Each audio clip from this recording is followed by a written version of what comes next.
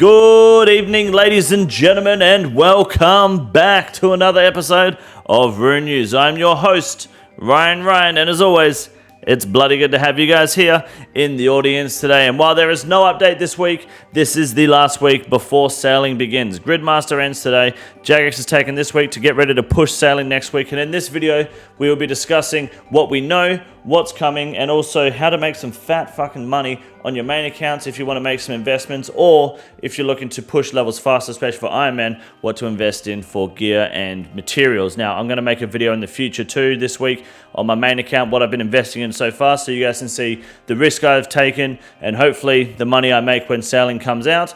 Otherwise, we'll just dive straight into this update. I have one question for you all to answer in the comment section down below today, which is a juicy one because a lot of people are also quitting the game because of sailing around this time. Some people don't like that sailing's coming. Sure. So my question is, if you were to quit the game and sell your account for X amount of USD, which is illegal to do, by the way, it is real trade, so don't actually do it. But if you were to sell your account, how much would you sell it for? How much do you think it's worth? I'm curious how much people feel like their accounts are worth. If you were to sell it, gun to your head, or your mum dies and your sister gets bum cancer, how much money in American dollars do you think your account is worth, or would you be willing to sell for? My name is Ryan. You're watching Rune News. This is Rune News, and you're watching Rune News. This is it, ladies and gentlemen. We have a week to go before sailing comes to old school RuneScape and everything fucking changes for better or for worse. Who knows? I think it's going to be better as an active sailing no voter. I think Jagex cooked pretty hard, but what we're going to do here is we're going to talk about what sailing has to offer. We'll go over the quick recap, and I'll quickly discuss what I've invested in terms of how I've spent over $1 billion investing in sailing, hopefully to make a profit, and also what I've been doing on my Ironman, been funneling hours into that fucking account just to make it do something on the release of sailing. But a video on that explaining it in greater detail will also come out later this week. Next week, normal update as standard. Game goes live. And there's maybe 15 minutes of downtime, they think, possibly, who knows. But then once that's all sorted, the game's back on, there's going to be about a 2-hour window before you can actually start training sailing. We're going to be live here already on YouTube and on Kick, so make sure you have hit the subscribe button down below with the notification bell ticked, and you're also following on Kick. That way, when you come by to the stream, you know exactly what's going on, because there is no bigger brain in the game when it comes to wrapping your laughing gear around some of this content. So, 10 a.m. UTC, the game begins. Sailing is on and everyone can start fucking training it straight into the Pandemonium quest. You have to do that quest first. You get a little boat called a skiff. Shout out to Skiff. And then you can start pretty much sending whatever you want. We're not going to be speed running intensively, but we definitely want to try to get to level 40 as quick as we can. I'm going to stream 12 to 24 hours depending on what my internet will allow me to do. I'll be smashing out as much of it as I can, and hopefully you guys can teach me a few things as well while I trial some content. You guys do the other shit, who fucking knows. So, sailing starts in Port Sarim, Pandemonium quest, very easy. We did it in the beta numerous times, and we'll be doing it again on stream immediately. You get your own little shipyard for your shipwright, where you can build your boat just like a player-owned house. Nothing different about that. It's just on a boat rather than in a house. All these materials behind me, you're going to want to stock the fuck up on these bad boys if you're looking to do levels. If you want to smash through and start passing guard and get all these early levels, get to level 40, 50, 60, get your crewmates going, you're going to want to smash a lot of wood cutting logs out immediately. Swamp tar you can buy in Port Khazad, I think, at the general store. Bronze and iron nails at pretty much any sawmill, but also the Port Pissimerdog in Korend general store. Good place to purchase. You can buy planks in Mauritania, or Morton, sorry, but you can just make them at the sawmill as well. You know, you guys know where to get the logs from. The Kandarin headgear is good for getting normal logs as well. Cannonballs, you should have plenty. Flax, you should have plenty. Coins, you should have plenty. Ropes, you can buy from Ned. And then bars, and well, Giant's Foundry is no longer your friend. It's back to the blast furnace, and it's back to making fucking steel nails and mithril nails. I don't think adamant nails and rune nails are very important at this stage because you won't have the wood available for them.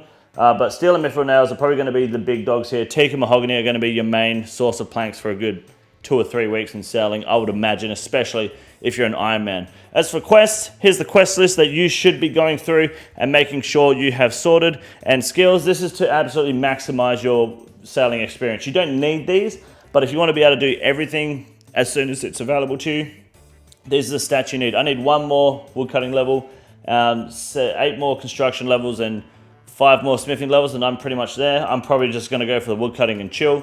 Not too fussed about the construction and smithing because that's like end game sailing levels. I'll worry about that in the future.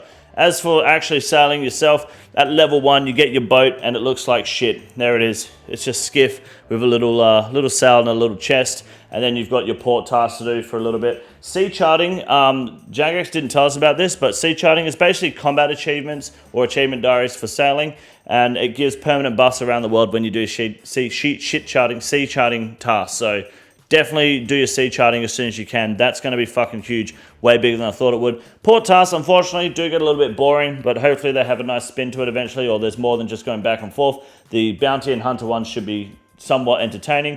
Shipwreck salvaging will be your AFK woodcutting, fishing, mining equivalent of sailing.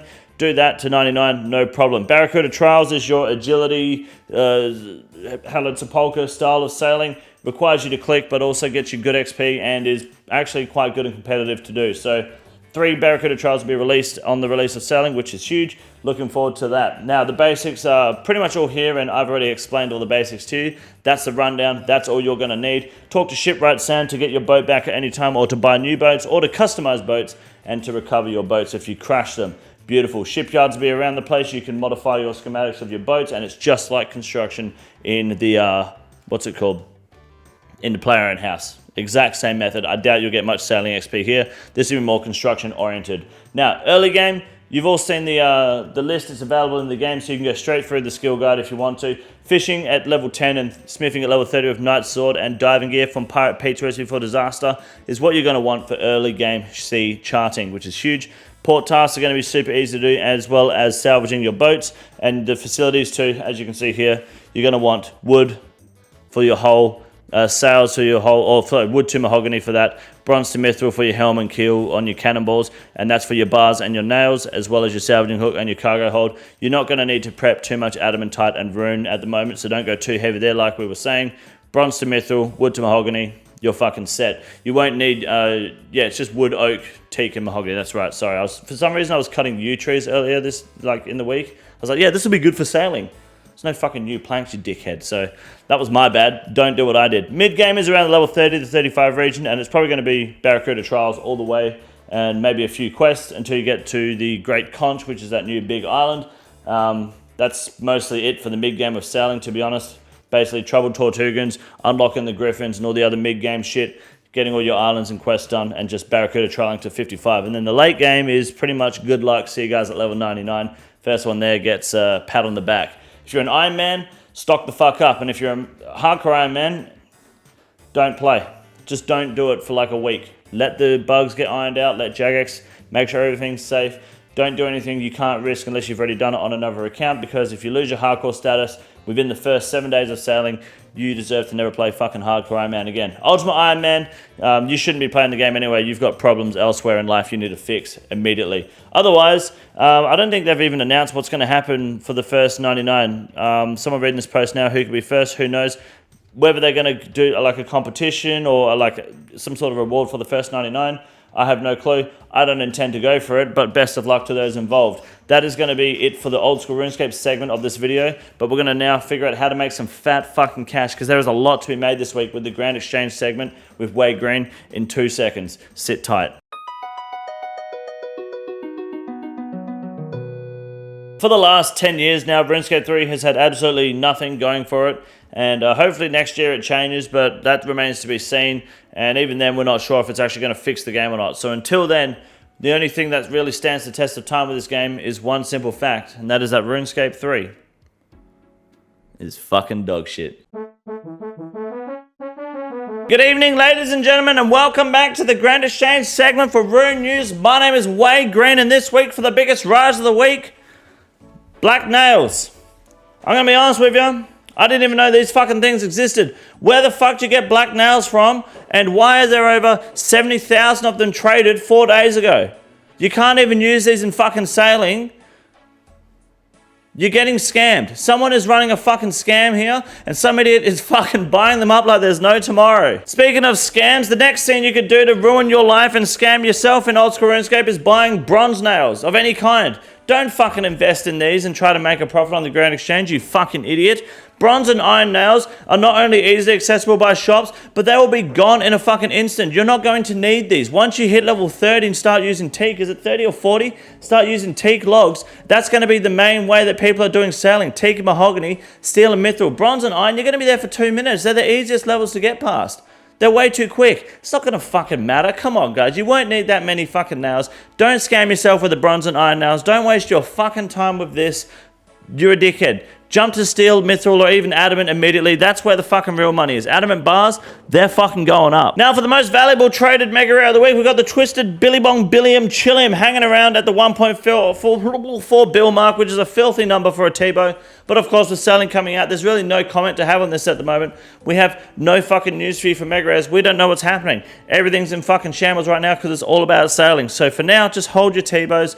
Don't worry, they'll come back. And then finally, just in time for sailing, it is prime time to grab your mole slippers at a fucking steal at 255k a pair. Mate, that's a fucking juicy number for the most waterproof and most well-balanced fashionscape in the game. Mole slippers are #1 best in slot footwear of all time in old school RuneScape, and you're going to want to grab those bad boys while they're hot. They're guaranteed to fucking rise once the sailing hype is over. Sailing's here, mole slippers dipping. Grab them because just like every other wave in sailing, it's coming up. Once the sailing hype dies down, you goddamn right, mole slippers are going to go to the fucking moon and you're going to make a fat profit. That's the real fucking investment, and that's a Wade Green guarantee. My name is Wade Green, and I've got a fat cock.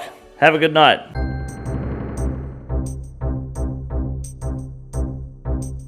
Now our first Ironman moment for the week goes to Mr. Jin Cine at 7,045 KC, grabs the Kraken pet. Finally. Dude, that is way too much fucking Kraken to be going. You wouldn't catch me dead going over the Kraken threshold. Holy shit. 3k is the maximum. Hell, I just got the Trident. Oh, fuck, not even that. I think I'm at like 900 KC with nothing from the Kraken. No Kraken tentacle. I got the fuck out of there as soon as I got my hands on the Sang stuff.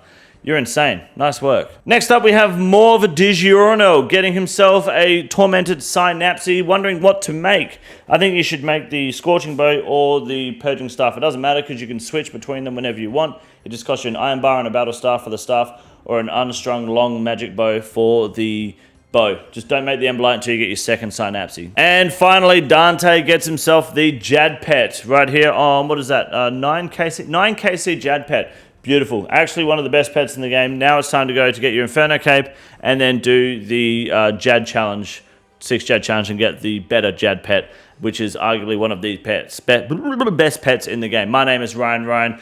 You guys are watching Rune News. For those interested in becoming mods in my YouTube, Twitch, or Kick chats, mod applications will be opening tonight after this video is uploaded inside the Discord. Until then, guys, I will see you guys in the live streams right here on YouTube or at Kick, at King Condor on Kick. My name is Ryan. Have a good night. This is the easiest room in the raid. It's quite simple. You got a big boy. Look at him. God damn. Fuck me. Look at that boy.